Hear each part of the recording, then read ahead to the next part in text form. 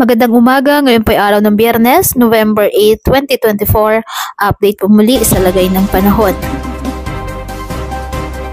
Bagyong Marcy patuloy po ngayon na minomonitor matapos maglandfall sa Santa Ana, Cagayan.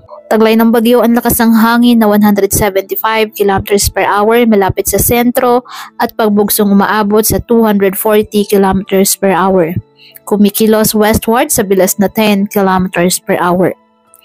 Sa ngayon, nakataas po ang signal number 4 sa the northern portion of Cagayan, Babuyan Islands, northern portion of Apayao, northern portion of Ilocos Norte, northeastern portion of Apayao. Habang signal number 3 Batanes, the rest of Cagayan, the rest of Apayao, the rest of Ilocos Norte, northern portion of Abra, and the northern portion of Ilocos Sur. Signal number 2 sa the rest of Abra, Kalinga, Mountain Province, northern portion of Ifugao, northern portion of Benguet, and the northern portion of La Union at Ilocos Sur.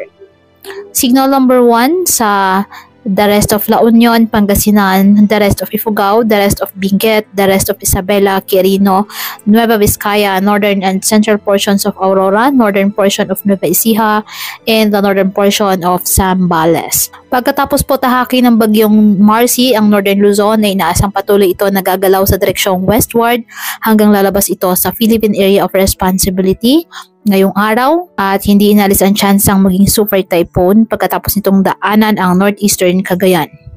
Kaya patuloy pa rin po natin na pinag-iingat ang ating mga kababayan sa banta po ng mga pagbaha at pagguho ng lupa lalo na kapag may malakas na ulan at ugaliin na magdala palagi ng payong o kahit anumang panangga sa ulan sa tuwing lalabas po ng ating mga tahanan.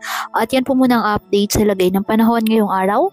Muli patuloy po tayo na mag-ingat at palaging tandaan, God loves you. Stay safe and God bless.